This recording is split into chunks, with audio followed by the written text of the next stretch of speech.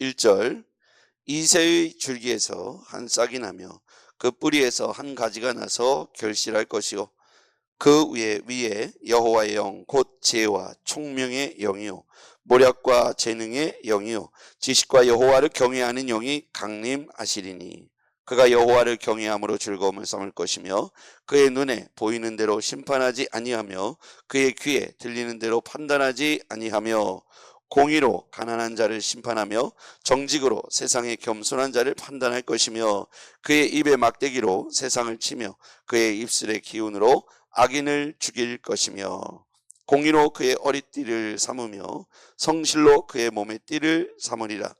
그때에 이리가 어린 양과 함께 살며 표범이 어린 염소와 함께 누우며 송아지와 어린 사자가 살찐 짐승이 함께 있어 어린아이에게 끌리며 암소와 곰이 함께 먹으며 그것들의 새끼가 함께 엎드리며 사자가 소처럼 풀을 먹을 것이며 젖먹는 아이가 독사의 구멍으로 장난하며 젖된 어린아이가 독사의 굴에 손을 넣을 것이라.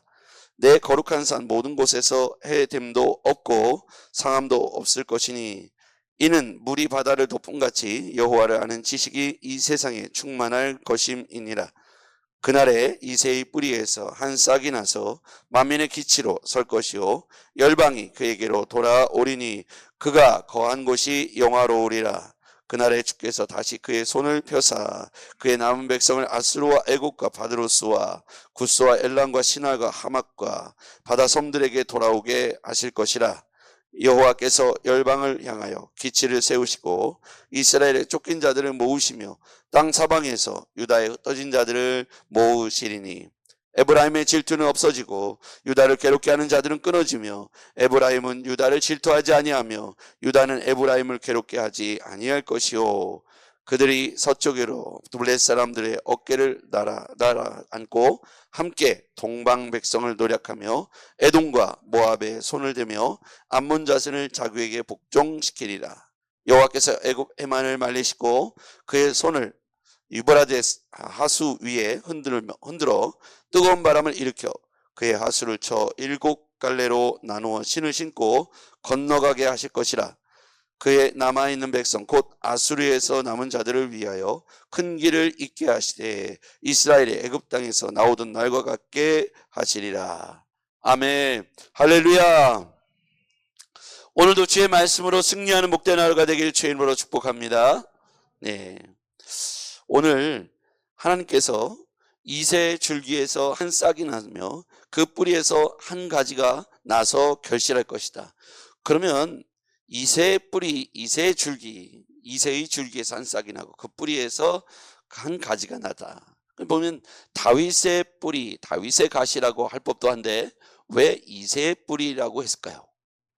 다윗 가문의 아래에서 보면 솔로몬 그리고 남유다 북이스라엘을 통해서 하나님 앞에 우상 숭배의 죄에 빠졌기 때문입니다.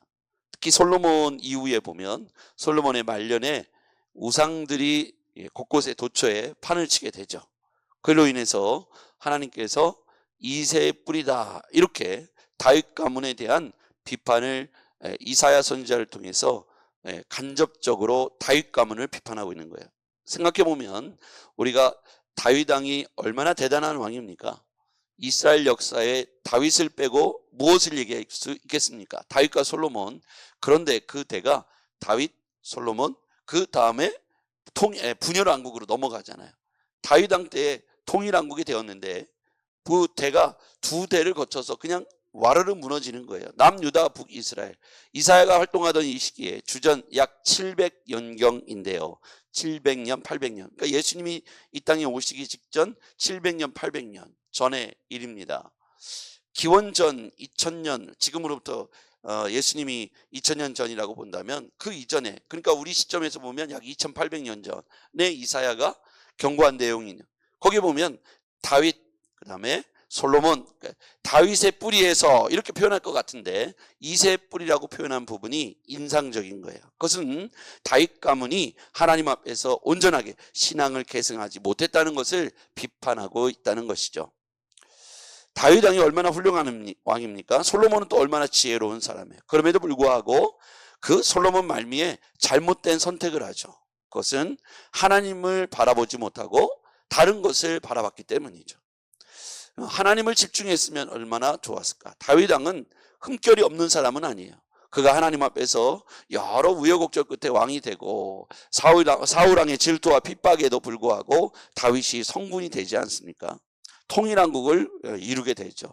모든 전쟁에 승리하죠. 왜냐하면 이스라엘의 전쟁의 핵심은 군사력에 있지 않고 하나님께 달려있는 전쟁을 치렀기 때문입니다. 그게 이스라엘의 사상의 핵심이에요. 지금도 마찬가지죠. 이스라엘이 지금 전쟁을 하잖아요. 그 전쟁의 핵심은 그들은 하나님의 전쟁이라는 생각을 늘 갖고 합니다. 자, 다윗 왕이 아들 솔로몬을 잘 양육해 세웠습니다. 그럼에도 불구하고 그것이 아들 때 이후로 보면 남유다 북이스라엘 갈라지고요. 이 남유다가 신앙의 다윗 가문의 야곱의 가문으로서 그 신앙의 흐름을 이어가는데요. 그럼에도 불구하고 그 세워진 왕들이 엎치락뒤치락하는 게 신앙이 엎치락뒤치락하는 거죠. 하나님을 경외했던 왕들도 나오죠. 보면 요시야 왕이라든지 또 히스기야 왕이라든지 이런 왕들은 하나님을 두려워하고 다시 하나님의 성전을 회복시키고 우상들을 철폐하고 산당들을 허물고 이런 종교적 개혁을 감당했던 왕들이 나오기도 합니다. 그러나 많은 왕들이 우상 숭배의 죄에 빠져서 다윗, 솔로몬, 그 다음에 분열왕국, 남유다, 북이스라엘로 갈라지는 그 모든 과정을 보면 신앙의 흐름을 1대, 2대, 3대로 내려가는 게 결코 쉽지 않다는 거예요. 우리도 생각해 보면 지금 우리 아이들이 이제 캠프를 겪으면서 여름 수련회 하면서 저도 어렸을 때 수련회 가서 은혜 받고 뜨거워지고 2박 3일 기도원에 가서 아침 점심 저녁 집회하면서 그때는 저희는 전도사님도 없었으니까 말씀을 제대로 가르쳐 주는 분은 거의 없었어요. 그냥 중고등부 회장이 다 하는 거예요. 그러면 18살이 중고등부 회장이 됐는데 고등학교 2학년이 뭘 알겠어요. 그러니까 성경책을 읽고 그냥 찬송을 뜨겁게 부르고 기도하는 거예요. 산기도도 하고요. 그런데도 은혜를 받았으니 놀라운 거죠. 근데 문제는 말씀의 기초가 없었어요. 복음이 뭔지를 설명해 주는 사람이 없는 거예요. 어쨌든 그런 신앙생활. 그러니까 제가 초등학교 때 성탄전이나 성경학교에 가면 삭개오 이야기, 다윗과 골리앗 이야기 이런 얘기만 해주는 거예요. 복음에 대해서는 가르쳐 주는 분이 없는 거죠. 그냥 예수 믿으면 구원 받는다. 이 사실만 그게 어떻게 지금처럼 가르쳐 주지 않고 그냥 열심히 했던 것 같아요. 그래도 은혜를 받고 그 은혜가 정말 충만해졌는데 제 경우에도 보면 20살 때 신학을 하고 또 알바를 해야 되니까 지금처럼 알바가 다양한 것도 아니고 공장도 다니고 경비도 하고 과일도 팔아보고 그러면서 마음속에 또 기쁨과 감사와 은혜가 있지만 세상이라는 틀로 나가보면 우리가 그 신앙을 유지하는 게 결코 쉽지 않다는 거예요. 그러니까 저는 그나마 신학을 했고 전도사로 사역을 하면서 일을 했기 때문에 신앙을 지키는데 일반적으로 직장에 출근하거나 밤늦게까지 일을 하고 새벽에 출근하고 사람들과 어울려서 회식을 해야 되고 그 사이에서 신앙을 유지하고 또 안 믿는 사람들, 내 주변에 있는 대부분의 사람들 90%, 95%가 안 믿는 사람들과 생활하는데 그들이 갖고 있는 가치, 이 세상에 사람들의 가치가 우리랑 안 맞잖아요. 사람들은 다 자기의 가치를 가지고 살아가요. 회사를 세우면 핵심 가치를 먼저 정하죠. 우리의 회사는 이걸 지향한다. 마치 이런 것처럼 인생을 살아가면서 핵심 가치가 있단 말이에요. 돈을 버는 것이라든지 배워가지고 어떻게 하겠다는지 인생의 가치가 각각 있는데 이대부분 안 믿는 사람들의 핵심 가치는 많이 권력을 갖는 것, 돈을 갖는 것, 명예를 갖는 것, 유명해지는 것 아니면 부유한 것 이런 것들이 핵심 가치이죠. 나머지 기부하는 것 이런 것들은 그 핵심 가치의 부수적 산물이죠. 그런데 우리가 갖고 있는 신앙생활은 더 움켜쥐지 않는 것, 나눠주는 것, 섬기는 것, 종되는 것. 그러니 세상에 갖고 있는 핵심 가치와 교회, 크리스찬들이 갖고 있는 핵심 가치가 충돌하는 거예요. 그러니까 교회 안에서 있으면, 이 예배당 안에 있으면 그것이 믿어지고 동의되어지고 기쁜데 세상에 나가면 헷갈리는 거예요. 그러니까 1대, 2대, 3대의 신앙을 이어가는 게 결코 쉽지 않다는 거예요. 은혜 받지 않으면 성령의 역사하심이 임하지 않는다면 핵심 가치를 가지고 살기가 어렵다는 거예요. 그리스도인의 가치로 전환돼서 은혜를 받았는데 그 은혜를 유지하고 지키기가 쉽지 않다는 거예요. 반드시 주의 성령이 도우셔야 한다는 겁니다. 같이 밑에 한번 읽어볼게요. 2절입니다. 2절 시작. 그의 위에 여호와의 영 곧 지혜와 총명의 영이 용이요 모략과 재능의 영이요 지식과 여호와를 경외하는 영이 강림하리니 그가 여호와를 경외함으로 즐거움을 삼을 것이며 그의 눈에 보이는 대로 심판하지 아니하고 그의 귀에 들리는 대로 판단하지 아니하며. 여기 보면 핵심 단어가 나오죠. 여호와의 영, 여호와의 영, 그렇죠? 이 재능의 영, 지식과 여호와를 경외하는 영, 그것이 강림하시리니 그가 여호와를 경외함으로 즐거움을 삼고 보이는 대로 판단하지 않고 들리는 대로 판단하지 않고. 자, 이렇게 보이는 대로 판단하지 않고 들리는 대로 판단하지 않으며 세상이 어떤 것에 우리에게 영향력을 줘도 내 핵심 가치가 흔들리지 않으려면 반드시 뭐가 임해야 된다고요? 여호와의 영이 임할 때, 재능의 영, 모략의 영, 여호와를 경외하는 영이 강림할 때 여호와를 경외하고 그것으로 즐거움을 삼을 것이다. 그러니까 우리가 우리의 청년들, 우리 어린이들, 우리 청소년들이 은혜를 받았잖아요. 이 은혜가 계속 이어져서 내 대에서 끝나지 않고 내 자녀대로 흘러가고 또 그 자녀대로 흘러가는 일을 하기 위해서는 뭐가 반드시 필요하다? 여호와의 영이 임해서 우리가 여호와를 경외하고 즐거움을 삼는 것을 해야 된다는 거예요. 눈에 보이는 대로 따라가지 않고 귀에 들리는 대로 따라가지 않으려면 이게 수준이 보통 높은 게 아니에요. 그렇지 않을까요? 여러분, 눈에 보이는 것, 귀에 들리는 게 당장 우리에게 영향력을 주잖아요. 눈에 보기에 좋은 게 있으면 우리의 마음이 기뻐지고, 눈에 귀에 사람들이 즐거운 말을, 나를 칭찬하고 나를 격려하고 나를 축복하고 나를 인정하는 말을 들으면 하루 종일 기분 좋잖아요. 그냥 우리가 얼마나 유리 멘탈인가. 나를 비방하고 얼토당토하는 얘기를 나에게 누명을 씌우고 그런 얘기 몇 마디만 해봐요. 내 마음이 와르르 무너져요. 그걸 거스려서 올라가려면, 그걸 거스려서 싸워서 내가 승리하고 은혜를 임하고 성령이 충만하려면 주의 영이 나에게 임하셔야 돼요. 할렐루야. 이게 되게 중요한 거예요. 그러니까 우리 청년들, 청소년들, 어린이들이 받은 은혜를 쭉 이어가려면 같은 데시벨로 기도해야 돼요. 성령의 역사를 이어가야 돼요. 왜냐하면 우리는 문 밖에 나가면 집회가 끝나고 난 이후에 우리의 삶의 가치가 또 충돌하게 될 것이에요. 세상의 가치와 사단이 마귀가 놓은 올무와 유혹과 이 모든 것들을 우리가 이겨내려면 반드시 하나님의 영, 그 영에 붙잡힌 은혜의 사역들을 감당해야 되겠습니다. 그러니까 우리가 그럼 어떻게 해야 되는가? 모이면 기도하고 흩어지면 복음 전하고 찬송하고, 이 영적인 삶을 개인의 경건으로 유지해 나가야 돼요. 모였을 때 뭐 한다고요? 기도하는 거예요.